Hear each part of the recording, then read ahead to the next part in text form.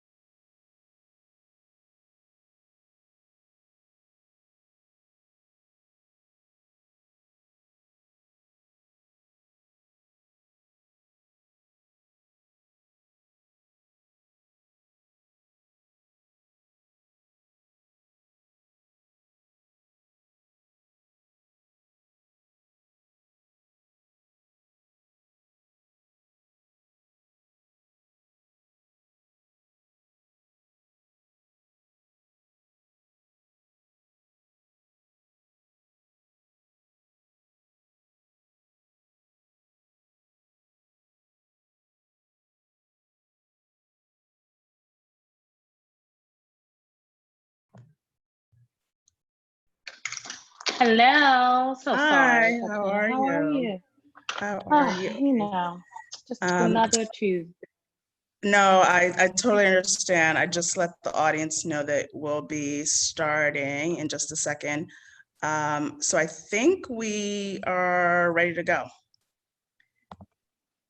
Okay. Okay. Hi, Symone. How are you? I'm good. How are you? Hear me? Good, good. It's good to see you. Thank you for Oh, can taking you the hear me? time to do this. Okay, perfect. Okay. So hello, everyone, and thank you for joining us for the latest in Third Way's ongoing digital briefing series on how COVID-19 is upending our economy and our politics. As a reminder for participants on the call, we've got over 200, I think almost 300 folks on this call today. No surprise given our guest. You can ask questions using the Q&A feature at any time, and I'll try to get to as many of the questions as possible. I am so excited about today's guest. She doesn't really need an introduction, but I'll make an attempt at a brief one anyway. Symone Sanders is currently serving as senior advisor to former Vice President Joe Biden's presidential campaign. During the 2016 presidential campaign, she became the youngest person at the age of 25 to become a national press secretary when she served on Bernie Sanders' campaign. She is a CNN contributor, has been a fellow at the Harvard Institute of Politics, a lecturer at USC, and now the author of a brand new book, No, You Shut Up, Speaking Truth to Power and Reclaiming America. Symone, first of all, how are you? I am good. I'm sorry to keep everybody waiting. We are actively campaigning in this virtual world. No, I totally understand. So like a lot of folks who work in politics, I've been following your career. And as soon as the race came down to Bernie Sanders and Joe Biden, I think I and a lot of people have been dying to get your take on so many things. But I'll just dive right in and start with last week. So Vice President Biden did the now viral interview on The Breakfast Club last week, and towards the end of the interview, made the comment that anyone who's deciding between him and Trump ain't Black. He's since apologized for the remarks, but that interview was really more about how Vice President Biden is communicating his agenda for Black America. And unfortunately, so much of what was discussed during the interview didn't get viral, but I want to talk about how you are thinking about the vice president's Black agenda and how Black voters are connecting with the message. Why do you think that there's a persistent feeling that the party and perhaps the campaign are taking Black voters for granted? And how do you and the campaign plan to get out the message about the Black agenda and ensure that it's connecting with voters who may not necessarily be thinking about voting for Trump, but maybe thinking about sitting out the election as they did in 2016? Well, thank you for the question. Look, I think what's most important, Vice President Biden spoke to this in that interview that he did on the Breakfast Club with Charlemagne the God last Friday. And Charlemagne specifically asked the Vice President, I believe Charlemagne has spoken about this in comments that he's made since the interview aired, but Charlemagne asked the Vice President, do you think, do you understand why many African-American folks, many Black voters have felt like the Democratic Party has taken them for granted? And the Vice President said, absolutely. Yeah, I get it. I absolutely get it. And the reality is that our campaign is not doing that. Our campaign nor the Vice President have never taken the African-American vote for granted. Frankly, it was Black voters who propelled us to a primary victory in this election. And Black voters will be critical to whether or not Vice President Biden captures the office of the presidency this fall. So we are making investments. You know, I don't know how many folks on this call have seen, but we have been doing a number of path to victory presentations, if you will, about what we see as our path to 270 and how we plan to get there and what coalition our campaign will have to put together to do that. In that very presentation that we've given to groups large and small, to the press, to our grassroots supporters, to donors, to various endorsers of ours, we have said that key parts of our coalition are young voters, are suburban voters, are women, are college educated voters, but also non-college educated voters, blue collar voters, African American men, Latino men, Obama Trump voters, also young people, and African American and Latino voters. We put that in our Path to Victory presentation. And so I think it is incumbent upon the campaign to make sure that we are taking the vision that Vice President Biden has laid forth and the very comprehensive plan that he has put together for the African American community forward, and making sure that we are actively communicating that and working with partners to ensure that pieces of that get out there. So there's stuff that the campaign can do. But frankly, I've heard a number of folks in the media assert that, you know, Vice President Biden has to hear what folks are saying and we need to put out a plan. And to those people, I say we have put out a plan. Now we welcome your feedback. Thank you. Thank you. Two of the areas that have come up in terms of what Black voters are looking for, what the constituency are looking for, are one, economic justice, and then a signal about, you know, who he chooses as his vice president.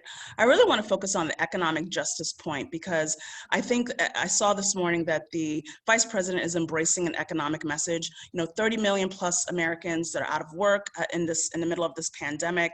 And even before the pandemic, Black unemployment was double that of white unemployment. And so can you just talk a little bit about drawing some of the planks from the plan that is out there? What is the economic justice plan, particularly as it pertains to Black America? Well, what I encourage folks to go, you know, much has been made about the fact that we have put forth a 22-page plan, but I call that comprehensive. So I encourage folks to take a look at our full plan at www.joebiden.com/Black America. But a key part of that plan is about wealth creation and, yes, economic justice. And so we have, we talk about housing and ensuring that under a Biden presidency, that we are doing things like rethinking ways how we think about credit, and that Vice President Biden will instruct credit bureaus to take into account other things that are currently not taken into account on credit. So, you know, maybe your payment history on things like your phone bill, all these other things that sometimes are not taken into account given on, you know, give or take where you are in terms of credit. We talk about his first-time homebuyers program. We talk about an advanceable tax credit that is available under that program, and advanceable meaning that you don't have to wait until you file your taxes to get it. It is available right then and there and now. But we also really talk about, in the context of the coronavirus pandemic, how African Americans, specifically African American small business owners, have been hit hardest. African American small business owners are folks that are more likely to own businesses and services that are people-to-people direct services, whether that's restaurants, whether those are care services, whether that's salons. And those are things that we know right now. I mean, you can look at wherever state you're in, or I'm in the District of Columbia, you talk about phase 1 or phase 2, in some instances, restaurants will not be able to have people seated in their establishments until phase 3 or phase 4. So our plan really speaks to, one, ensuring that we are shoring up small businesses. We talk about rebuilding the backbone of this country, and we believe that small businesses are a key part of that. Creating a true small business fund. So ensuring that the majority of monies in that fund go to small businesses that have less than 50 employees. The majority of African-American owned businesses have less than 50 employees. When it comes to the PPP program, we have seen another reiteration of that program, of those funds go out. There will inevitably be another reiteration of those funds, and probably maybe 2 or 3 more reiterations, because we know the devastation that has gripped the country is not going away tomorrow. So ensuring that small businesses, particularly minority-owned businesses, are pushed to the front of that program. Retooling and instituting a work-sharing program. This is something the Obama-Biden administration pioneered, something that we have encouraged the Trump administration to do, but something absolutely that a Biden administration would take on. So there are a couple different pieces, but I will say we talk expansively about small businesses at the front of our proposal, because it is something that, in conversations that we have with a number of people, we've heard that has not gotten enough attention, that there are specific things that the Small Business Administration and the federal government could be doing that they have not done over a number of different presidencies. And then, our policy folks and Vice President Biden thought that we could be leaders on. So we encourage people to take a look at it, give us your feedback, okay? We're not purporting to always get it 110% right, but these documents are foundational documents for how Vice President Biden will govern. These are foundational documents for actual Biden administration policies. And frankly, I think that speaks volumes. The last point I'll say on this is we are, and this isn't a point I came up with, the civil rights community told me this, we are the first Democratic nominee to put out a comprehensive plan for Black America in a general election. Usually these kinds of plans come in a primary where people are jockeying for the African American vote, and then folks make a general election pivot to go talk about some other things. Our general election pivot includes Black voters.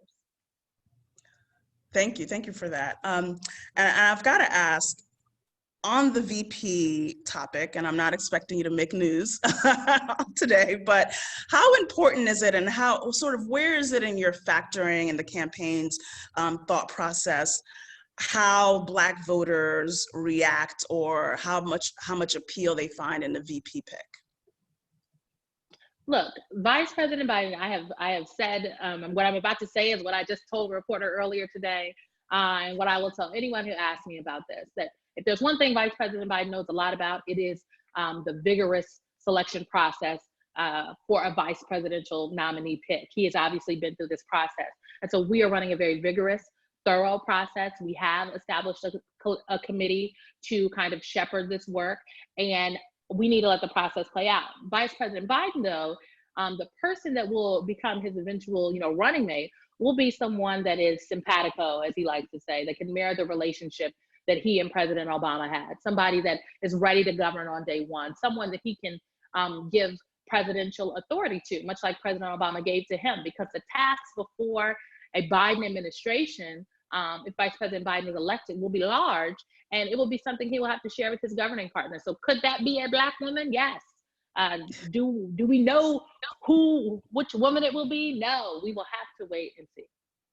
Okay, but we have heard, I want to underscore though, we have heard the concerns of voters across the country. We have heard the concerns of Black women, many of which who have written letters saying they would like to see an African-American woman running mate. We've heard the concerns of the Latino community. Like, we hear you.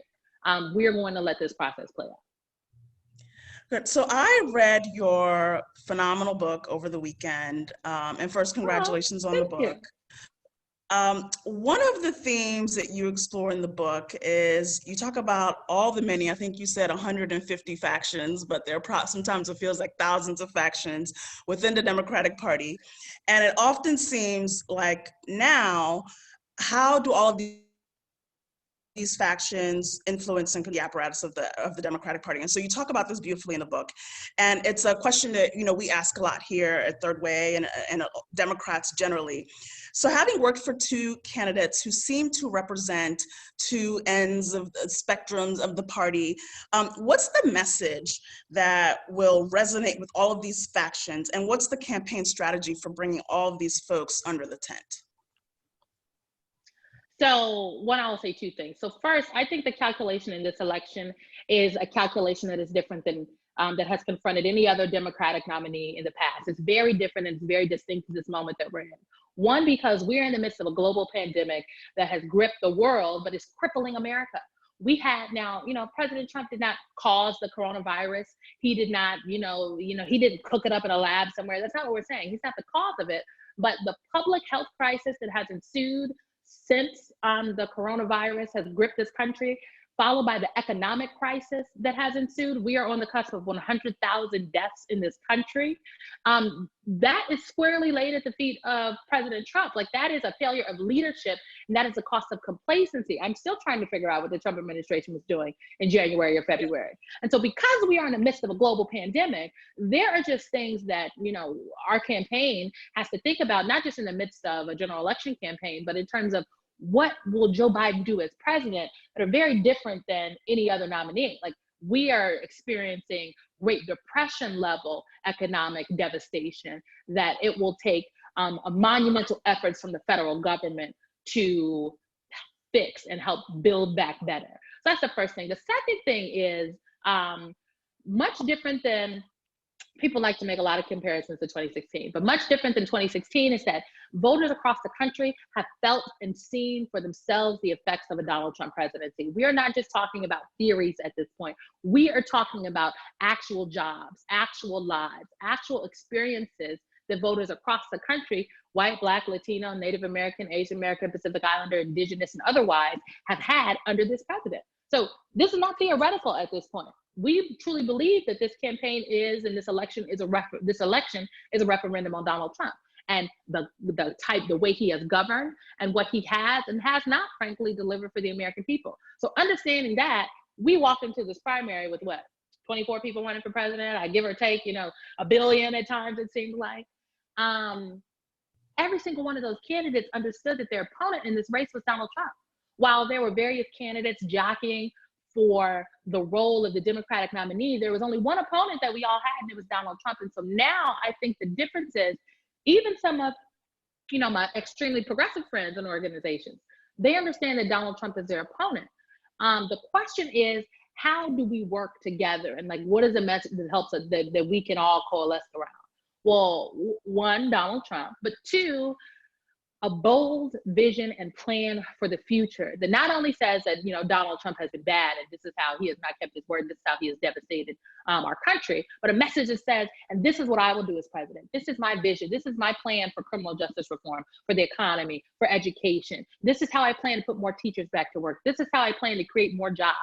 This is how I plan to help you keep food on the table and money in your pocket. And that is how, those are the kinds of messages that we are really anchoring our campaign in. And that is how we have approached our progressive engagement. And so I like to say we're doing it with meticulous surgical precision. We are going group by group, if you will, for our progressive friends, having conversations. Sometimes they are policy first conversations and political. Sometimes they're political first conversations and policy, but it's really about, where do we align? And then how can we expand upon that alignment? Sometimes that alignment looks like a policy plan. So it's Vice President Biden adopting Senator Warren's bankruptcy policy, or him expanding on a plan for making public colleges and universities tuition free for students whose families earn up to or less than $125,000. Sometimes that's policy. Sometimes our alignment, though, looks like engaging in grassroots organizing with Indivisible, an organization that has endorsed us, and an organization that we are really using to bolster our state efforts. So it looks a little bit different, but either way, we have to come to the table and say, this is our plan.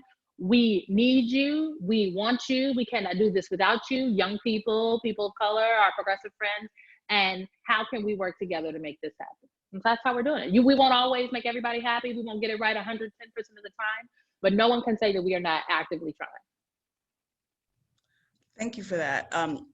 So we're in the middle of a pandemic. No one's ever had to, or at least in recent, maybe 100 years, had to campaign and wage a presidential campaign during a pandemic in the age of social distancing. How are you all adjusting and pivoting, and how is Vice President Biden reaching voters around the country at this time? I would argue we have adjusted very quickly to our new normal. So while we would love to be actively out there on the campaign trail, seeing voters in person, we are going to let science lead us, and we're going to go back out when it is safe for the vice president, for our traveling team, and for the voters. But in the absence of being in person, we are connecting virtually, and connecting virtually does not mean that we are not reaching actual people. So Vice President Biden and Dr. Biden have been doing virtual travel days. Last week, he went to Wisconsin. Dr. Biden has been to Pennsylvania. She went to Denver the other day. She was in Detroit doing a roundtable. Vice President Biden was in Florida. So we're going to continue to prioritize these virtual travel days. Other ways we're reaching voters are roundtables. So we're doing roundtables. We are doing, you all might have seen a roundtable Vice President Biden did about 2 weeks ago with governors. So it was Governor Whitmer and Governor Murphy that joined in this conversation with Vice President Biden about the coronavirus pandemic and how governors are leading and the lack of help that they're getting from the federal government, and really talking about the issues and Vice President Biden's plan for the future. So we have seen a lot of success in our virtual events. We did a roundtable with Chef Jose Andres last week, and we partnered with Verizon and Yahoo, and they had it on their platforms and they posted it and put it out. But we're also really engaging our surrogates. So our Young Americans team, which today, what time is it? Coming soon, we are launching our Young Americans, our official branding. It's not out yet, so I'm not going to scoop it because we worked really hard on it. So I'm going to let the people do their rollout. But last week we did a brunch, if you will, with Andrew Yang and Lieutenant Governor Garland Gilchrist from Michigan. So those are some of the ways that we are trying to reach people in this virtual world. Today, Vice President Biden did do an in-person interview with Dana Bash at CNN. It was a socially distant interview outside his home in the driveway. So you're going to start seeing him engage in more of these things down the line. So it is really an adjustment to a new normal. And I hope we get back out on the actual campaign trail soon. But in absence of that, the virtual campaign trail isn't too bad. Thank you. So we're getting questions in, and again, a reminder to the audience to use the Q&A feature to ask questions. From James Clark, we hear constantly that the primary issue to voters is healthcare availability and cost. How does this issue get expressed within the campaign, and what are the key messages on this issue being voiced, especially to the African American community, given all of the disparities of COVID-19? I mean, I think it's a really important question. Look, Harvard has a poll out, and they do some of what I would argue some of the most extensive polling on young people across the country, and they've done it consistently for the last 21, 22 years. And in that polling that just recently came out about a month and a half ago, the number one issue for young people in this country was healthcare, and the number two issue was the economy. That was before we were gripped in the midst of this pandemic, so it's even more exacerbated. Right now, even in the midst of this global pandemic, Donald Trump is in court with Republican attorney generals trying to take healthcare away from millions of Americans. That's something Joe Biden mentions in every interview. That's something we are actively messaging to folks in the States. You talk about the health disparities. The coronavirus pandemic has done nothing but shine a flashlight and a magnifying glass onto all of the disparities that already existed within our system. As Vice President Biden likes to say, the Band-Aid has been ripped off, and now we truly have an opportunity to go in and really give structural change and fix some of these systemic issues that have long since been pervasive, including in our healthcare system. We have a healthcare plan we're very proud about that we have been running on since people told us it wasn't popular to run on it, okay? And we won a primary on it, and we'll be running on it in the general election. And that is Biden Care. That's building on the success of Obamacare, but also shoring up some of the gaps, ensuring that folks who live in places right now whose governors have denied them Medicaid expansion or state legislatures have denied it to them, they are automatically enrolled on our plan. People who don't have to lose their private insurance under our healthcare plan. All of these things. We are lowering drug costs across the board, lowering costs, period, across the board. Really giving real relief for folks. There should not be a question if people are able to access care in 2020, but there is for so many people across this country. So our healthcare plan shores that up, and you can get it passed. Okay, so another question from the audience. Last week, Perry Bacon Jr. wrote on 538 how Biden could be the most liberal president in modern U.S. history. What is your agree, take Perry. on that? We agree. Look, people did not believe when we were saying this in the primary, but a Joe Biden presidency would be one of the most progressive presidency in generations. It absolutely would be. And how do I support that statement? Look at the proposals that he's put forth, even before the pandemic. Now we are going to need some like FDR level overhauling in terms of the kinds of services and relief that the federal government provides. And we are actively putting together plans to ensure that we're in a place to do that if and when Joe Biden is elected president. So we have a jobs plan that we've been talking about. You'll see it more explicitly in the coming weeks, specifically what that means for Black folks and Latino voters and women and young people, because we are really dealing with something very serious here. But I will tell you that, we also believe that Vice President Biden has experience in doing this. He managed the $800 billion Recovery Act. That was his project. That was his baby that President Obama delegated to Vice President Biden. And I would argue he came out in flying colors. So like he delivered for the people. So we have a track record of a person here who knows what it's like to have to sit down and have those tough conversations and make those hard decisions for the American people. So we agree with Perry. I read it and I was like, yes, Perry, thank you. Someone has heard what we said. Y'all gonna read Perry Bacon. Another question. So will there be debates? Do you know? And if so, how will they happen? We would love, Vice President Biden would love to debate Donald Trump. He can't wait to get on the debate stage with him, because we believe that Joe Biden is the opposite of everything that Donald Trump stands for in terms of leadership, the ability to govern, in terms of empathy. So we can't wait to get on the debate stage. We'll have to see. I don't know if, President Trump is concerned about debating Joe Biden, but Joe Biden sure can't wait to see Donald Trump in a debate. All right, and another great question on here. How can we help reach African Americans, well, really all voters, but particularly African Americans who do not have access to Wi-Fi, internet, or computers?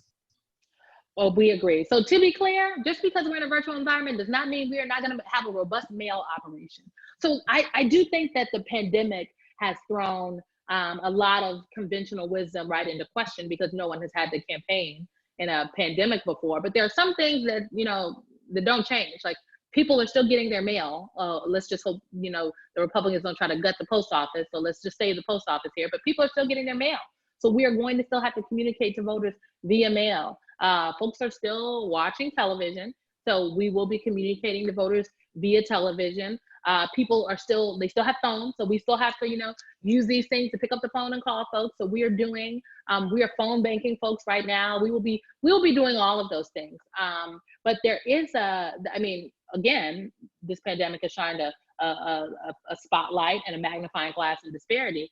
The issues as it relates to broadband and the lack of access in urban communities of color, but also rural communities is something that we absolutely have to confront. And it will be a part of our plan for a Biden administration, because the reality is, if this is the way of life for the next year and a half, think about these young people who are having to do distant learning at home. What if you don't have a computer?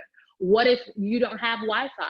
What if, there are all these what ifs. And again, if we're saying that regardless of a child's zip code or socioeconomic status, they should be able to access a good quality education, then we're not living up to that right now in the United States of America as it relates to this distant learning. So we have to do something to make sure we shore that up.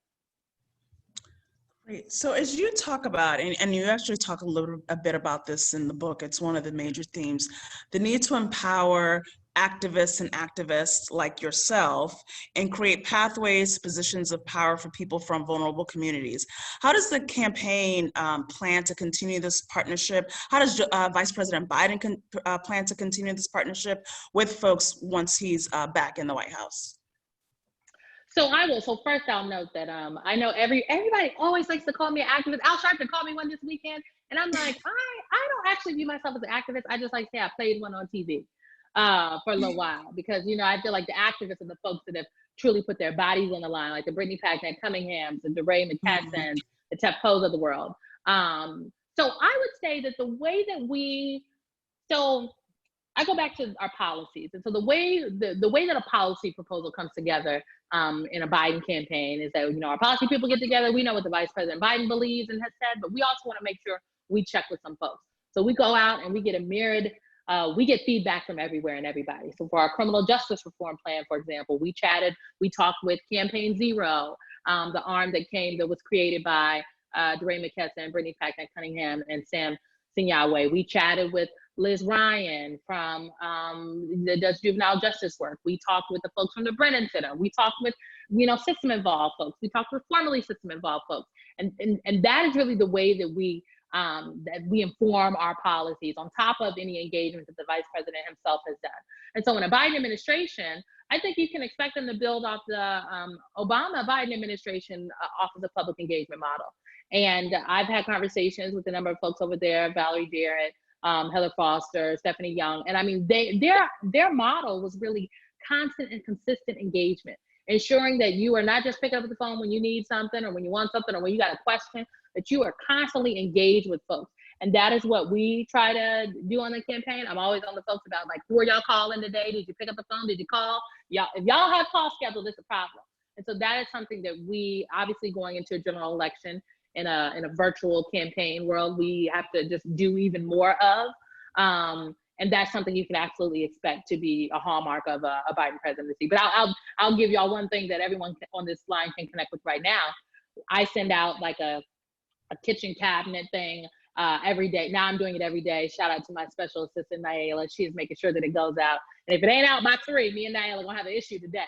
But I send this out and try to do it every day. And it's just an update about some things that are happening in the campaign, things Vice President Biden has done, maybe an interesting poll. And so we are sending, it's a play on our Dose of Joe. We have a Dose of Joe that goes out widely to allies every day. And I kind of edit our Dose of Joe and then send it out to my kitchen cabinet. So I encourage people, okay, I want you to sign up for the kitchen cabinet. Just shoot me an email and the headline could say, add me to kitchen cabinet, and we will get you added. My email is ssanders@joebiden.com. That's SANDERS@joebiden.com. Send it to me. You'll be connected. You can forward the kitchen cabinet. And it sounds small, but what people really want is information. And we have to do our best. And I'm, Mignon Moore always tells me that I'm old school. She's like, you old school, giving out your email and sending out a newsletter. I said, I was yes, gonna say, you sure school. You want to do that? But okay. Yes, okay. Let us not email. Just send me the thing, okay? And we will make sure you get the kitchen cabinet. But that's just one way that we are aiming to ensure that folks are connected to what we're doing, and that we could get feedback from folks. And then maybe an organization or a group of people somewhere are doing something really interesting that's pertaining to jobs or criminal justice reform or women that the campaign can partner with. So, pardon me, y'all. I have allergies, not the coronavirus. These dang flowers behind me. So this is one way that we can connect. So send me the email. We will get y'all on the kitchen cabinet. I love that radical transparency. Question from Tina Walls. What's the infrastructure for debunking bad information on the web? And how are you communicating with Black millennials and other young voters to push back on incorrect information and explain why they need to vote for Joe Biden and not sit out the election? So we have done a lot of work over the last couple months, revving up and building our online communities. And online communities are really important because that's where a lot of that's kind of how things go. That's how things go, get a virality to it. They go viral. These people who are online are actively engaging in whatever space. So that's why when the Ahmaud Arbery case and the video surfaced, there's an online community of people that are tuned in and that care very much. And many of us are in, like, I count myself in this online community that care about addressing police brutality in this country and police accountability. And so this is content that spoke to that community that they pushed and that they sent. I can't tell you how many times someone sent me, did you see this? And so we're doing the work of building online community similar to that about Joe Biden. And so we have something called the Soul Squad, where people can go to our website, www.joebiden.com/Soul Squad. And folks have a question, well, how can I start a Facebook group that is viable? The Soul Squad will help you start one. We are literally connecting you with a digital organizer and someone from our digital team, depending on what it is you want, maybe somebody from our political team, that helps you get your online community started. And then we have a liaison for you, whose job it is to really liaison with these communities. So we're doing that on Facebook and Twitter, especially, where we're working to build some followings and online communities on places like Snapchat. It's a place where a number of some of the youngest young people are engaging in the midterm elections. Snapchat registered, pardon me, I need some water. Snapchat registered about 425,000 young people to vote. Okay, that's a lot of young people. We need to engage with them. So Vice President Biden himself has done some interviews on Snapchat. We're launching a weekly Snapchat show that starts tomorrow, actually, every Wednesday, Wind Down Wednesdays. I host it, where I'm answering questions from young people that they've sent us a couple days before, and I record these videos and then we put them out. And we've gotten questions about everything from our plan for historically Black colleges and universities to our plan for healthcare, to, like, do you actually have a Black agenda? Where is it? Where can I find it? What is in it? So these are just small ways that we're trying to connect with people, but this building online community so we have an online army is extremely important, because in this election, we have to not only combat misinformation, disinformation from Russia, because it is in fact still happening, we have to combat it from the White House and our Republican friends who are putting these things out there that just are not true. And it is helpful if you have built a following online that can help call things out and bat things down, as opposed to just a campaign calling it out. But we are actively engaged in monitoring this. I know the DNC has built up additional infrastructure to do this work. So it is just something that's constantly, you have to look at every single day. But we are really keyed into, even if we weren't in a virtual campaign world, building online community, because so many things are happening online. We're building community in Reddit. Like, Reddit is like the deepest bowels of the internet. We are going there. So we've got a question, Mark Pacheco, the task force on climate change, and actually all the different various task forces that the campaign has. How can leaders on climate change get involved with that task force? And then if there are other task forces, how can folks get involved with those? So the task forces that Mark is referring to are the task forces that our campaign and the Sanders campaign came together and around 6 different topic areas. So climate is one of them. We've got one on education, one on the economy, one on criminal justice reform, one on healthcare. I feel like I haven't named 6 yet, but there's 6 of them. And there are representatives from the Sanders orbit and representatives from the Biden orbit. And those task forces have been charged with putting together reports, frankly, that will be foundational documents for the platform drafting committee. And so these folks are coming together, they're putting together these policies that are like the best of both worlds. And then those policies are going forth to be given to the platform drafting committee, and then larger the DNC platform committee that will eventually become the platform of the Democratic Party going into this convention. There will be a convention, ladies and gentlemen. Just don't know what it'll look like. I don't have any news to break for you on that, but we are having a convention.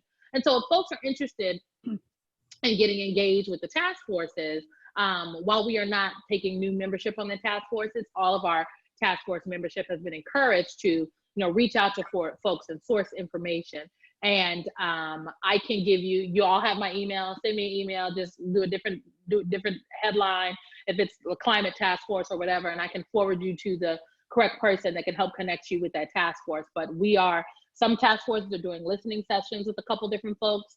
But I want to be clear that these task forces are not the only opportunity that folks will have to give input on these foundational policies that will become the platform of the Democratic National Committee, and that of which Joe Biden. Like, there'll be multiple opportunities.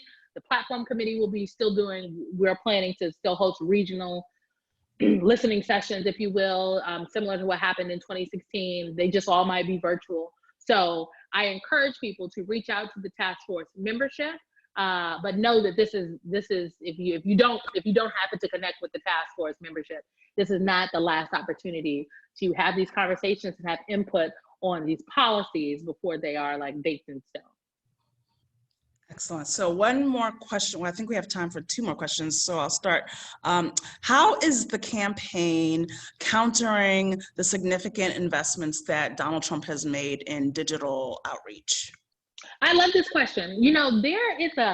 I believe that there's a kind of misconception, or as Senator Sanders would say, there's just a fundamental misunderstanding of what we are doing online and what the Trump campaign is doing online. We outspent the Trump campaign in March online. We outspent them. You can check it. We outspent them. We raised only $1 million less than Trump raised last month. And that is just from the DNC and the Biden for President campaign accounts. We have yet to even talk about what our joint fundraising agreement with the DNC itself has raised, because that is a separate raising entity. And so we are countering them online very well. I would note that we put out a video yesterday and we got 4 tweets from President Trump talking about the video that we put out about him golfing. Meanwhile, we are on the cusp of 100,000 dead Americans given this coronavirus. So we think we're doing well. Obviously, we can do more. So we are getting innovative. We've hired a number of folks from different campaigns to come in and kind of bolster what we've been doing online, whether it's the online communities piece, but also how we are investing, what kind of ads we're running, what kind of digital pieces we're putting out there in the universe. And we've seen a good return on that investment, and we look forward to more. But, we outspent that man in March. So we seem to be, on pace. All right, so I know we're running out of time, but I want to end by asking you something that you actually raised in the book. You say, the party is too concerned with telling voters how they can keep the American experiment intact without focusing on what the people are actually saying and what we want to change about our democracy. As you have been, thinking about and working on this campaign, how are you making sure that the campaign and the messaging and Vice President Biden is really speaking to what people want to change about our democracy? By listening to people. I think it's an excellent question, and it's by listening. So many times throughout this primary process, I would see things that were percolating from the Twitterati, and that's what I like to call the Twitterati. Those are the Beltway folks on Twitter, that they think that like all the things that happen in the world are only on this section of the internet. And they would say, oh, well, the campaign needs to respond to this, and Joe Biden should be doing this, and he's not going to do well because X, Y, and Z. And the entire like realm of their position came from the internet, came from Twitter, or maybe what they saw on Instagram. I doubt Snapchat. But it was really what they were saying on Twitter. We prioritize talking to real people. Vice President Biden spending time with real voters. There is not a place that we would go across the country where we weren't having a roundtable or a clutch, not just with like leadership from the community, but like actual small business owners. Now, because we're in a virtual world, Vice President Biden is picking up the phone and he is calling firefighters and nurses and frontline folks. He's talking to small business folks. We're doing virtual rope lines where he can get that one-on-one interaction that he would usually get at a rally after his rally on the rope line. He's getting that now virtually, and folks are getting that. We are prioritizing talking to real people and then, taking their feedback and turning that into policy. Vice President Biden spoke to President Trump. At this point, it was a number of weeks ago. It was widely publicized when it happened. And he used his time in speaking to President Trump to amplify what he had heard from the folks who are on the front lines of fighting this virus, from the nurses and the doctors and the EMT workers and the firefighters. He used his time to talk about what he had heard from the young woman he spoke with that works at the grocery store, that she doesn't have proper PPE, but people are still expecting her to go to work. He used his time to talk about, what he had heard from the governors, what types of things that not only he would be doing if he were president, but things that will need to happen going forward. And so that is just who Joe Biden is. He is the most empathetic person I think I've ever met in my short little life. But he is also someone that listens and then takes what he hears and then turns that into action. And I frankly would really, really enjoy a president that did that. So that is why I am here. I'm doing everything that I can to make Joe Biden the 46th president of the United States of America, because I think it's what the people need. Absolutely. And with that, thank you so much, Symone, for Thank you. making time for this. On behalf of myself and my colleagues at Third Way, we are so appreciative of you taking the time to answer these questions. And for folks in the audience, look out for the next event in this series, which will be taking place next week. And thank you again, Symone. And thanks everybody for joining us. Thank you, everyone.